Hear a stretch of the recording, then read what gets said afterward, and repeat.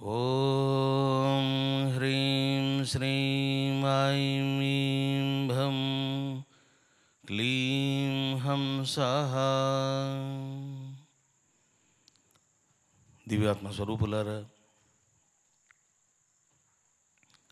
దేవదేవుడు, సర్వేశ్వరుడు, దేవతా సార్వభౌముడు, వేదేశ్వరుడు, విశ్వేశ్వరుడు, పరమశివుడు.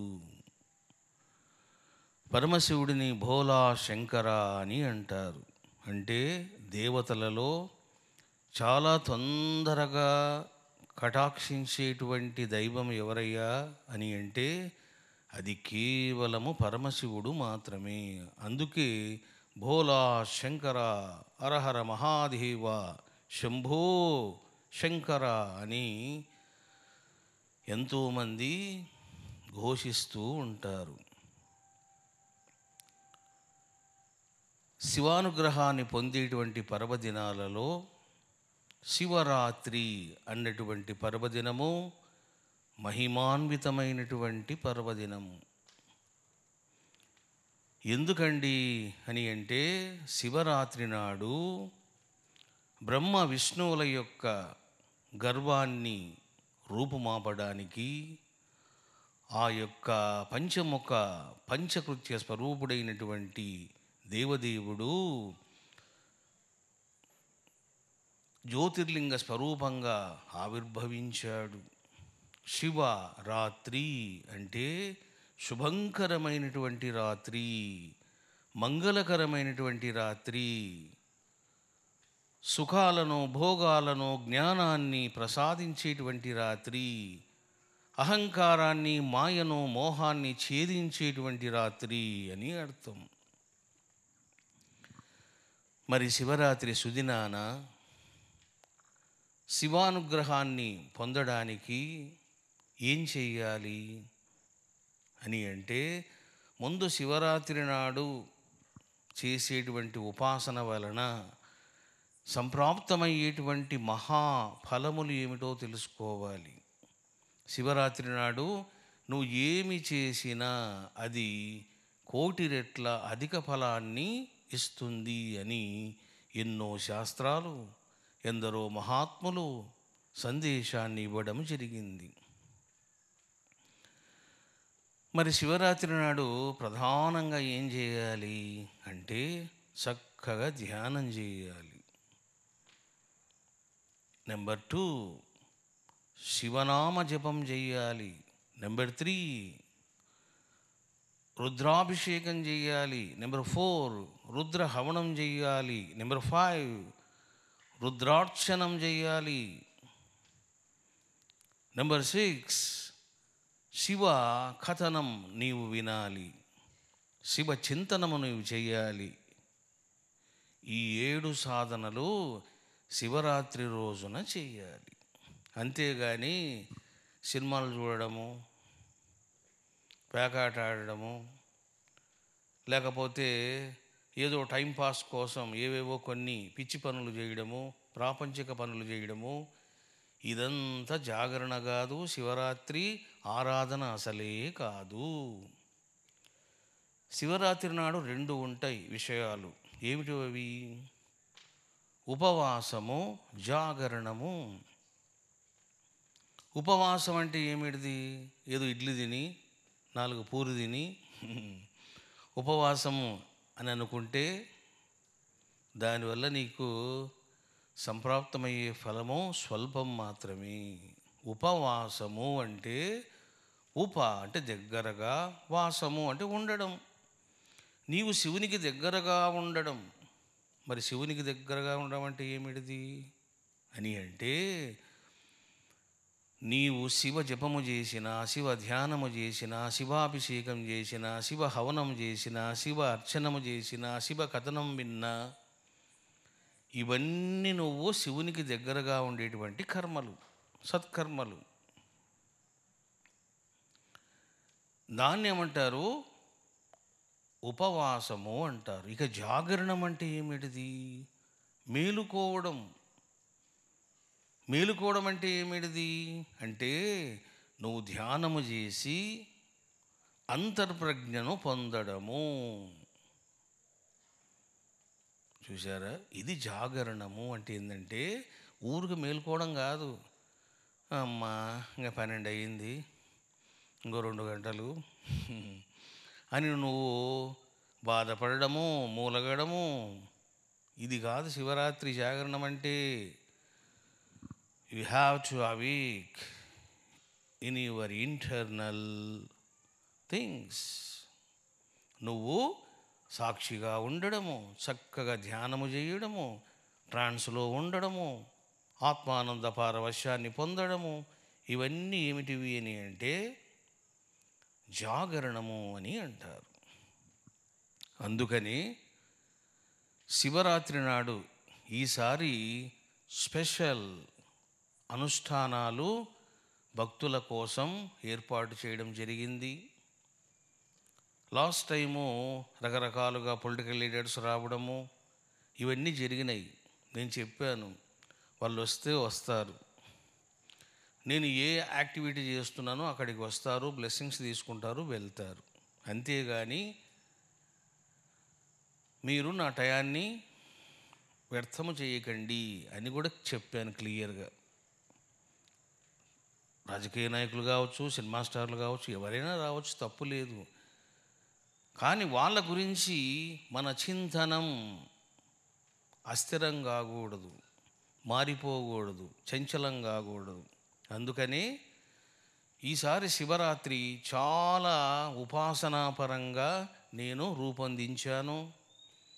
నెంబర్ 1 ఏమిటిది అని అంటే రుద్రాభిషేకం చేయడం. ఇగో శివరాత్రి నాడు నువ్వు ధ్యానం చేయలేకపోవచ్చు, జపం కూడా సరిగా చేయలేకపోవచ్చు, కానీ రుద్రాభిషేకం వెరీ పవర్ఫుల్ శివరాత్రి రోజు. అందుకనే గంటకొకసారి 15 మినిట్స్కి ఒకసారి రుద్రాభిషేకం ఉంటుంది. ఇదిగోండి, ఇప్పుడు టోటల్గా ఇక్కడ 14 శివలింగాలు ఉన్నాయి. భక్తులు వస్తారు, 7 గంటలకు స్టార్ట్ అవుతుంది. మొట్టమొదటి రుద్రం 7 to 7:15, ఎగ్జాక్ట్గా మీకు 20 మినిట్స్లో అయిపోతుంది. ఆ 20 నిమిషాల అభిషేకములోన మీకు ఏ ద్రవ్యాలు ఇవ్వాలి, ఏ ద్రవ్యాలు ఇస్తే మీకు డబ్బులు వస్తాయి, పీడలు పోతాయి, ఆరోగ్యం కలుగుతుంది, ఇవన్నీ దృష్టిలో పెట్టుకొని మీకు ద్రవ్యాలు ఇవ్వడం జరుగుతుంది. కాబట్టి మార్నింగ్ 7 నుంచి రాత్రి 2 గంటల వరకు, రాత్రి గంటకు ఒకసారి నువ్వు ఏ సమయంలో అయినా సరే చక్కగా రుద్రాభిషేకం చేసుకోవచ్చు. ఇక దానికంటే వెరీ పవర్ఫుల్ ఏమిటిది అంటే లింగోద్భవ సమయం. చూసారా, మనకు గ్రహణం పట్టింది అంటుంటారు. మరి గ్రహణ సమయం అన్నది వెరీ ఇంపార్టెంట్ టైం. అది ఎట్లాంటిదో లింగోద్భవ సమయం కూడా అట్లాంటిది. 11:45 నుంచి 12:15 వరకు లింగోద్భవ సమయం. అది 11:45 నుంచి మీకు 4 గంటల వరకు లింగోద్భవ సమయ ప్రభావం నీ మీద ఉంటుంది. అందుకని నేను 11:45 నుంచి 12:15 వరకు లింగోద్భవ సమయములోన రమణీశ్వరములోని 2000 శివలింగాలకు, సహస్ర శ్రీచక్రాలకు విశేషమైనటువంటి అభిషేకము జరుగుతుంది. కాబట్టి మీరు చక్కదని ఉపయోగించుకోండి.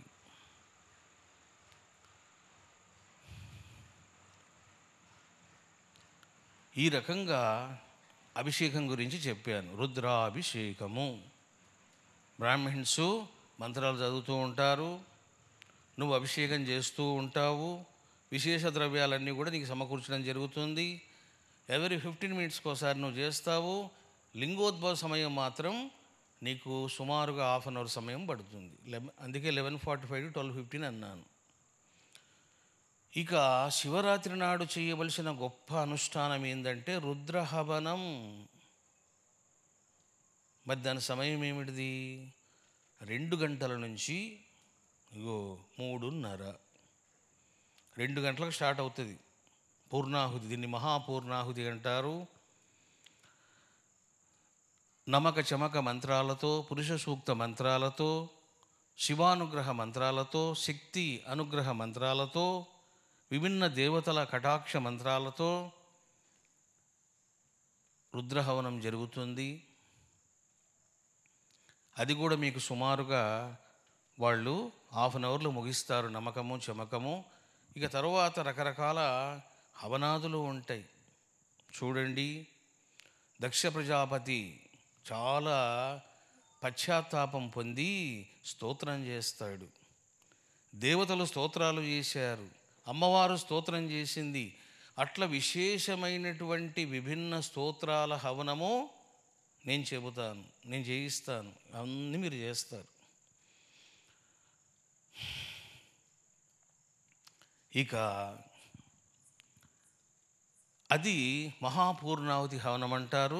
అది 1 గంట నుంచి 1 గంట వరకు ఉంటుంది. మీకు 1 అవర్ టు 1 గంట 15 నిమిషాలు. It's over. ఒక కుండానికి 2 అవకాశం ఉంటుంది. ఎందుకంటే మన యొక్క మహాహోమశాలలో ప్రస్తుతము 250 కుండాలకు అవకాశం ఉంది. అంటే అర్థం ఏమిటిది? 250 ఇంటూ 2 500 కుండాలకే అవకాశం, భక్తులకు మాత్రమే అవకాశం ఉంటుంది. దీన్ని మీరు సద్వినియోగం చేసుకోండి. ఇంకా నేను ఏమనుకుంటున్నానంటే, అసలు కుండానికి 2 కాకుండా కుండానికి ఒకరిని పెట్టుకుంటే ఇంకా వాళ్ళు ప్రశాంతంగా చేసుకుంటారు. ఎందుకంటే ఎవరెవరో వచ్చి కూర్చుంటే వాళ్ళు ఇష్టపడరు అని చెప్పాను. కాబట్టి అవసరం అనుకుంటే, if the count is more, పక్కల్ని మనం చేసేది రాత్రి కాబట్టి మరికొన్ని కుండాలు నిర్మాణం చేయొచ్చు ఇమీడియట్గా. కాబట్టి ఒక భక్తుడికి 1 కుండం మాత్రమే ఇవ్వబడుతుంది. No other person. మీరు 2 వస్తారా, ఒక్కరు వస్తారా, అది మీ ఇష్టం. చక్కగా కూర్చొని మీరు హవనము చేసుకోండి. 250 దాటిందంటే మళ్ళీ మరొక కుండాల నిర్మాణం చేయమని చెప్తాను. ఎందుకంటే 2 చేయడం కూడా కొంచెం కంఫర్ట్ కాదు, సింగిల్గానే మీకు ఇస్తారు. 250 దాటిందంటే కుండ నిర్మాణాలు జరుగుతాయి మళ్ళీ. సో హవనం ఎలా జరుగుతుందో చెప్పాను. నీ కుండము నీదే, నీ ద్రవ్యాలు నీవే, నీ ఆజ్యము నీదే, నీ పాత్ర నీదే, నీ కథ నీదే.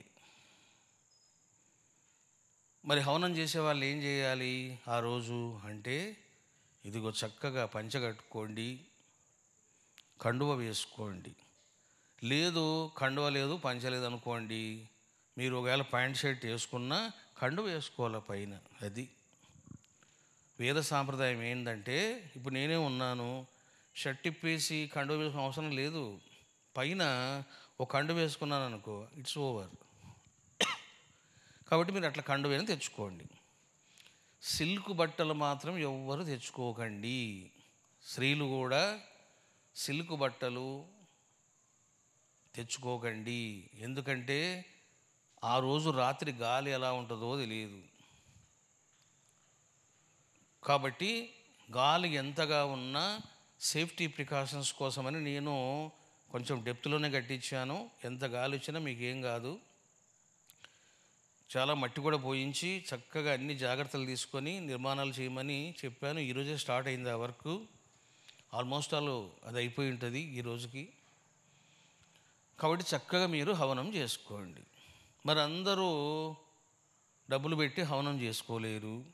మరి మిగతా వాళ్ళ పరిస్థితి ఏంటండి అని అంటే, ఇదిగో మీకు 1 గంటకు రుద్రాభిషేకం ఎట్లుందో 1 గంటకు రుద్రహవనం ఉంటుంది. అది కూడా 15 నిమిషాలే. నువ్వు చక్కగా నీకు ఇష్టం వచ్చిన సమయంలో నువ్వు రుద్ర హవనం చేసుకోవచ్చు. లేదు నేను అది కూడా కట్టుకోలేనండి అని ఎవరైనా అనుకుంటే 18 నామాలతో నువ్వు చక్కగా నీవే హవనం చేసుకోవచ్చు. ఓం మహాగణాధిపతయే స్వాహ, ఓం పరమశివాయ స్వాహ అని నీకు ద్రవ్యాలు ఇస్తారు. ఆ ద్రవ్యాలతోటి నువ్వు చక్కగా హవనం చేస్తే శివరాత్రి రోజు నువ్వు హవనం చేసిన వాడివి అవుతావు. సో ధ్యానము జపం అన్నవి మీకు సంబంధించినవి. నువ్వు ఎక్కడైనా కూర్చోవచ్చు, ఏమైనా చేసుకోవచ్చు, దానికి పైసలతో పని లేదు.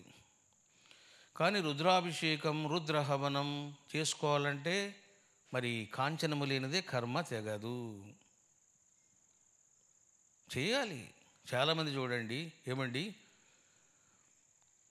శివలింగాలకు అభిషేకం ఫ్రీగా లేదా అండి అంటూ ఉంటారు. నేను అంటాను, నువ్వు కష్టపడి ఇంత దూరం వచ్చినావు, నువ్వు శివలింగానికి అభిషేకం చేసినావు అనుకో, మీకు కర్మ నియతి చెప్తున్నాను. ఎవరైనా వచ్చి ఫ్రీగా అభిషేకం చేశారనుకోండి, ఆ పుణ్యమంతా ఎవరికి వస్తుంది అంటే నాకు వస్తుంది. లాస్ట్ టైం ఒక అబ్బాయి కొంచెం ర్యాష్గా మాట్లాడుతున్నాడు. ఇట్లా పిలిచాను, ఏమిట్రా అబ్బాయి అన్నాను. ఏం లేదండి, పేదవాళ్ళు ఉంటారు, పేదవాళ్ళు ఎలా చేస్తారండి అభిషేకాలు, ప్రతిదానికి డబ్బులు పెడితే ఎట్లా అండి అన్నాడు. ఓకే సరే, నీకు ద్రవ్యాలు ఇస్తాను, చక్కగా వెళ్ళి అభిషేకం చెయ్యి, కానీ నీకు రహస్యం చెప్తున్నాను అన్నాను. చెప్పండి గురుగారు అన్నాడు. నువ్వు గనక ఫ్రీగా చేస్తే పుణ్యం నాకు వస్తుందిరా, డబ్బులు ఇచ్చి చేసినావు అనుకో నాకు రాదు, నీకు వస్తుంది అన్నాను. అయితే నేనే చేస్తా అన్నాడు. చూశారా బాబు, తెలియదు వాళ్ళకు. అరే నీ డబ్బు ఉండాలి, నీ కష్టార్జితం ఉండాలి, నువ్వు ప్రేమతో చేయాలి, అంకిత భావంతో చేయాలి, అనన్య భక్తితో చేయాలి, శివా అని చేయాలి, దైవం కదులుతాడు. నువ్వు ఫ్రీగా చేస్తే ఏమొస్తుంది, నీకు ఏం రాదు. కాబట్టి మీ శక్తి అనుసారం మీరు చేసుకోండి. అందరూ డబ్బులు పెట్టి చేయలేరు, అందువల్ల నేను ఆ ప్రకారం చేశాను. ఇక చూడండి, శివరాత్రి రోజు వచ్చారు, ఊరికి అట్ట తిరగడము ఇటు తిరగడము, టైం వేస్ట్ చేయకూడదు. 12 సేవలు ఇచ్చాను, దగ్గర పెట్టుకోవాలా. నేను 3,000 కట్టాను, 5,000 కట్టాను, 12 సేవలు చేస్తాను అని ఏం చేయాలి? ఇగో ఫస్ట్ సేవ ఏంటి? భస్మాభిషేకం. తీసుకో, భస్మం తీసుకో, ఓం నమ శివాయ అని ఒక సన్నిధానంలో ఉన్న ఒక లింగానికి నువ్వు అభిషేకం చెయ్యి. భస్మాభిషేకం అయిపోయింది, నెక్స్ట్ బిల్వాభిషేకం ఉంటుంది. బిల్వాలు నీకు ఇస్తారు. ఓం నమ శివాయ శంకరాయ సదాశివాయ నమః అని బిల్వం వేయి. ఇట్లా మీకు సహస్ర శివలింగేశ్వర అభిషేకం, భస్మాభిషేకం, బిల్వాభిషేకం, ఏకాదశలోహ శివలింగేశ్వర అభిషేకం, సువర్ణ శివలింగేశ్వర అభిషేకం, స్ఫటిక శివలింగేశ్వర అభిషేకం, అష్టవిధలోహ శివలింగేశ్వర అభిషేకం, ఇవన్నీ మీకు చాలా ఉన్నాయి. 12 సేవలు ఉన్నాయి. ఇగో జ్యోతిర్లింగాలు. నువ్వు జ్యోతిర్లింగాలకు వెళ్ళి 12 లింగాలకు అభిషేకం చేస్తావా? నీ వల్ల అయ్యే పనేనా? కాదది. చక్కగా నువ్వు రమణేశ్వరములో ఉన్నటువంటి ఇదిగో 12 జ్యోతిర్లింగాలకు నువ్వు అభిషేకం చేసుకోవయ్యా. ఎంతటి భాగ్యం అది.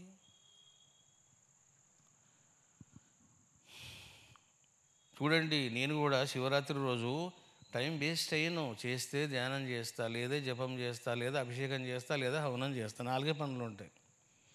ఎవరైనా వస్తే కాసేపు మాట్లాడతాం, ఎందుకంటే గెస్టులు వస్తారు, మనం వాళ్ళని గౌరవించాలి, బ్లెస్సింగ్స్ ఇవ్వాలి, అది పద్ధతి. కాబట్టి 5వ పని అది ఉంటుంది. నేను కూడా ఆల్మోస్ట్ అన్ని శివలింగాలకు అభిషేకము చేయడానికి ప్రయత్నం చేస్తాను. ఈ రకంగా ఆత్మస్వరూపులారా,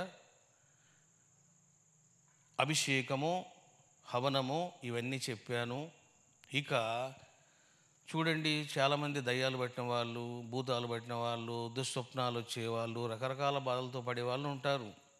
వాళ్ళు దుష్టప్రయోగ నివారక శివలింగానికి అభిషేకం చేసుకోవాలి. శివరాత్రి నుంచి మీకు పొద్దున్న నుంచి స్టార్ట్ అవుతుంది. ఎందుకు అని అంటే, దుష్టప్రయోగ నివారక శివలింగానికి అభిషేకము చెయ్యాలి అంటే అసలు ఆ ద్రవ్యాలే వేరుగా ఉంటాయి. ఇప్పుడు చూడండి, ఒకరికి దిష్టి తీయాలి. దిష్టి తీయాలంటే ఏం చేయాలి? బెండకాయలు, వంకాయలు తీసుకొచ్చి దిష్టి తీస్తారా? నిమ్మకాయలు కావాలి. అది చూసారా? నువ్వు ఏ కాయ వాడాలో ఆ కాయ వాడితేనే దిష్టి పోతుంది. నువ్వు నిమ్మకాయ వాడకుండా నేను వంకాయలు వాడతానండి అంటే ఏం ప్రయోజనం లేదు. కాబట్టి దుష్టప్రయోగ వినాశక శివలింగానికి నేను 11 ద్రవ్యాలు ఇస్తున్నా. అవన్నీ మామూలు ద్రవ్యాలు కాదు, మీకు మార్కెట్లో లభించేటివి కావు. అవన్నీ మిక్చర్ చేసి మీకు 3 చెంబుల్లో ఇస్తారు, 3 కలశాల్లో ఇస్తారు. ఒక్కొక్క కలశం తీసుకోవడం, స్వామి నా యొక్క దుష్ట ప్రయోగాన్ని ఎవరైతే చేశారో తొలగించు స్వామి అని నువ్వు చేసుకోవాలి. ఈ రకంగా మీకు అన్ని విషయాలు చెప్పాను బాబు. ఇక శ్రీచక్ర ఆలయములో, శ్రీచక్రం అంటే ఏమిటిది? శివశక్త్యాత్మకం. శివశక్త్యాత్మకమైనటువంటి శ్రీచక్రానికి కుంకుమార్చనం ఏర్పాటు చేయడం జరిగింది. అది కూడా మీకు చూడండి, పొద్దున, మధ్యాహ్నము, సాయంత్రము, రాత్రి. రాత్రి అనుకోండి 10:30 to 11 చక్కగా నువ్వు, నీకు నామాలు ఇస్తారు, బ్రాహ్మణుడు మంత్రాలు చదువుతుంటాడు, నువ్వు కుంకుమార్చన చేస్తావు. అదేవిధంగా సాయంత్రం 5:30 to 6 ఇచ్చాం, మార్నింగ్ మీకు ఇచ్చాం. కాబట్టి చాలా సేవలు ఉంటాయి. నువ్వన్నీ జాగ్రత్తగా చదువుకోవాలి. నీ జోబులో డబ్బులు ఎన్నో చూసుకోవాలి, ఆ ప్రకారం చేసుకోవాలి. ఏమి లేవా? ఓ చెట్టు కింద కూర్చో, ఓం నమ శివాయ, ఓం నమ శివాయ జపం చేయి. దానికి డబ్బులతో పనే ఉంది. ఎందుకంటే చూశారా బాబు, మనము ఏమి చెయ్యాలన్నా చాలా ద్రవ్యాలు ఉంటాయి. ఆ ద్రవ్యాలు పడితేనే పని చేస్తుంది. ఇప్పుడు మనకు తలకాయ నొప్పి వచ్చింది, నువ్వు ఏ ట్యాబ్లెట్ వేయాలా? తలకాయ నొప్పి ట్యాబ్లెట్ వేయాలా? కడుపు నొప్పి ట్యాబ్లెట్ వేస్తే ఏమవుతుంది? రెండో నొప్పి స్టార్ట్ అవుతుంది. ఎందుకంటే ఏ రోగం లేకుండా ట్యాబ్లెట్ వాడేమనుకో లేని రోగం వస్తుంది.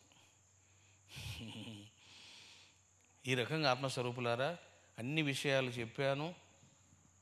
ఈరోజు 10వ రోజు. 10వ రోజు కూడా చక్కగా హవనం చేశాము.